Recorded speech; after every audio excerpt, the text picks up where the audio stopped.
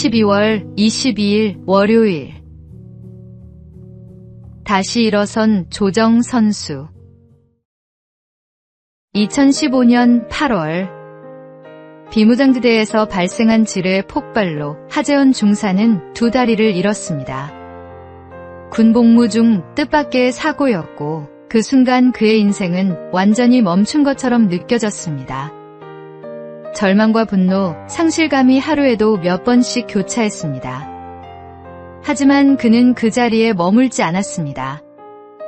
긴 재활 기간 동안 그는 살아있다는 것의 의미를 다시 배우며 새로운 삶의 방향을 찾기 시작했습니다.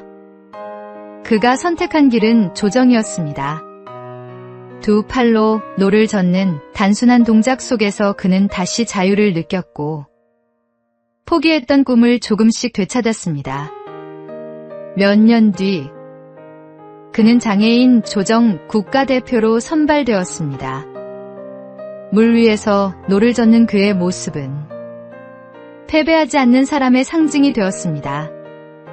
그는 자신이 잃은 것보다 남겨진 것을 바라보며 삶을 새롭게 써내려가고 있습니다. 우리의 인생에도 예기치 못한 사고와 고통이 찾아옵니다. 그러나 하나님은 그 절망의 순간에도 여전히 일하고 계십니다. 넘어진 자리를 부끄러워하지 말고 그 자리에서 다시 일어서는 믿음을 가지십시오. 하나님은 바로 그때 우리 안에서 새 힘을 일으키십니다. 오늘의 말씀. 의인은 7번 넘어질지라도 다시 일어나려니와 악인은 재앙으로 말미암아 엎드러지느니라. 오늘의 만나. 하나님께서는 우리가 넘어진 곳에서 새로운 시작을 허락하십니다. 오늘도 주님의 힘으로 한 걸음 더 나아가십시오.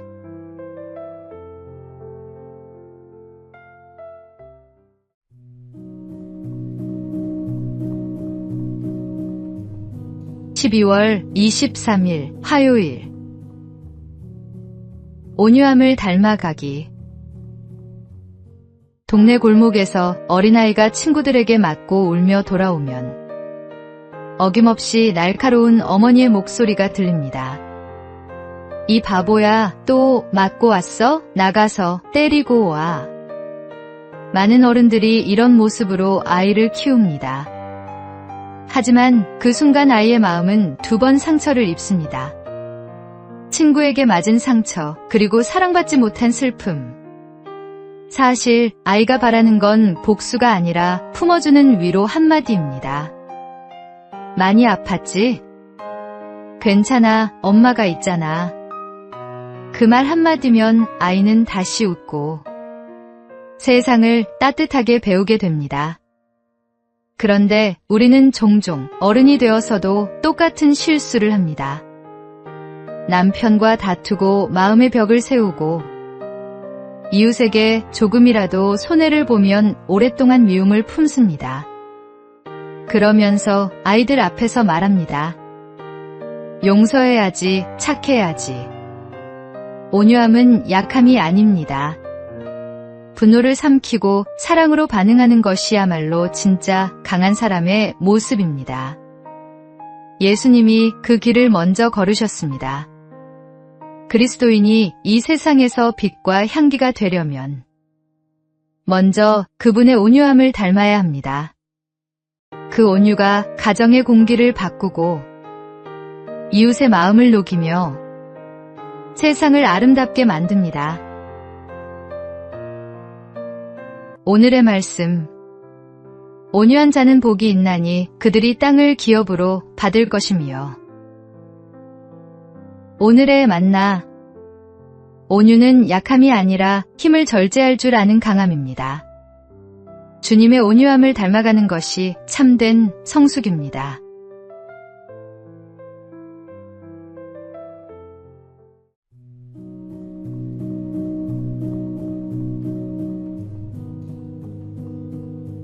(12월 24일) 수요일. 크리스마스실의 기적. 덴마크의 한 작은 마을. 아이나 호보엘이라는 우체국 직원이 있었습니다. 그는 마을의 결핵요양원이 재정난으로 문을 닫게 될 위기에 처했다는 소식을 듣고 마음이 아팠습니다. 이대로 두면 그곳의 환자들은 어떻게 될까? 그는 밤새 고민을 거듭하다가 한 가지 아이디어를 떠올렸습니다. 우표처럼 생긴 작은 실을 만들어 팔면 어떨까? 사람들이 부담 없이 살 수 있고 그 돈으로 환자들을 도울 수 있을 거야. 그는 직접 정부에 제안했고 그렇게 해서 세계 최초의 크리스마스 실이 탄생했습니다. 사람들은 기쁜 마음으로 실을 사서 성탄 카드에 붙였고 그 따뜻한 마음들이 모여 요양원은 다시 문을 열 수 있었습니다. 그 후로 덴마크는 결핵 사망률이 세계에서 가장 낮은 나라가 되었습니다. 작은 사랑의 실천이 한 나라의 역사를 바꾸었습니다. 사랑은 크기가 아니라 마음의 방향에서 시작됩니다. 다가오는 성탄절.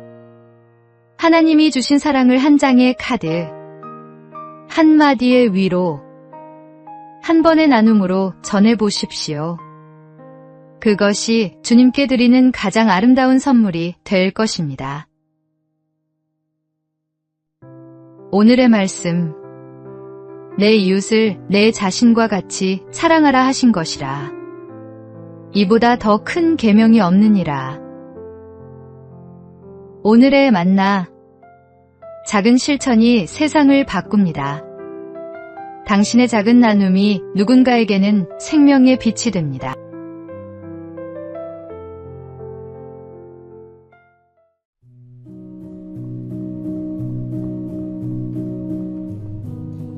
(11월 25일) 목요일. 아낌없이 주는 사랑. 성탄절은 하나님이 인류에게 가장 귀한 선물을 보내주신 날입니다. 독생자 예수님을 이 땅에 보내시며 우리에게 생명을 주셨습니다. 하나님이 세상을 이처럼 사랑하사 독생자를 주셨으니 그 사랑은 오늘날에도 우리 가운데서 계속되고 있습니다.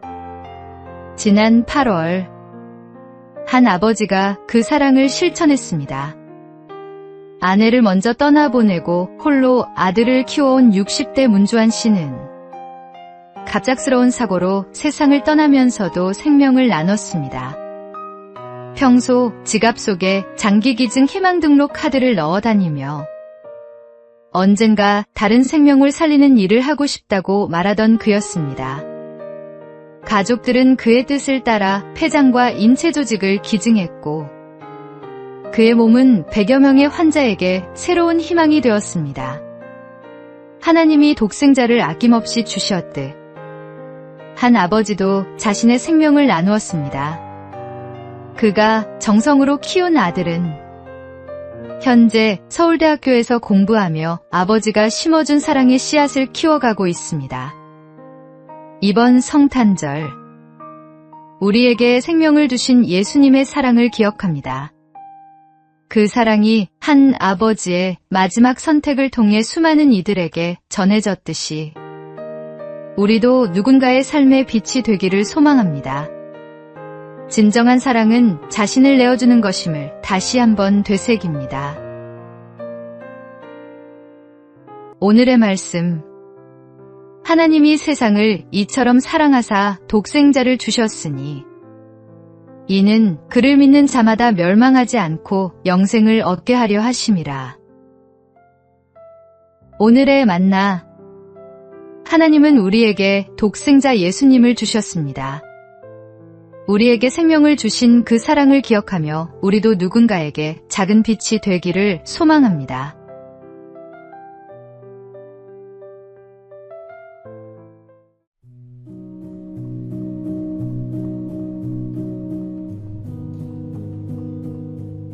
(12월 26일) 금요일. 절제하는 삶. 피너츠 만화 중에 이런 장면이 있습니다.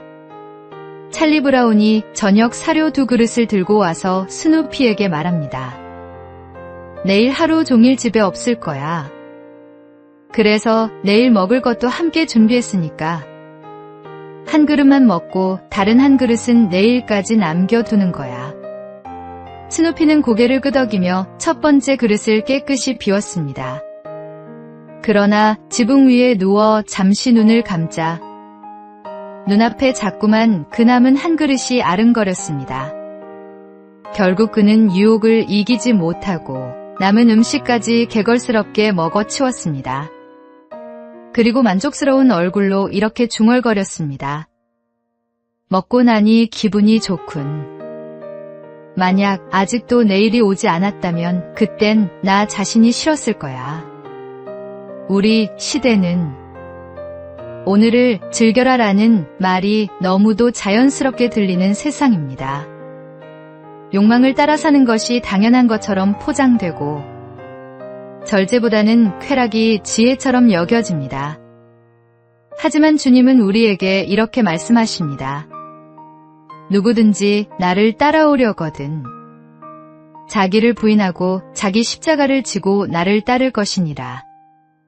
진짜 자유는 하고 싶은 대로 사는 데 있지 않습니다. 죄를 합리화하는 자유는 결국 스스로를 묶는 사슬이 됩니다. 그리스도 안에서 자기를 다스리는 삶, 그 안에서 누리는 평안이야말로 참된 쉼이며 진정한 자유입니다. 오늘의 말씀, 예수께서 제자들에게 이르시되 누구든지 나를 따라오려거든 자기를 부인하고 자기 십자가를 지고 나를 따를 것이니라. 오늘의 만나, 절제는 자유를 빼앗는 것이 아니라 진정한 자유를 주는 것입니다. 주님 안에서 자기를 다스리는 삶을 살아가십시오.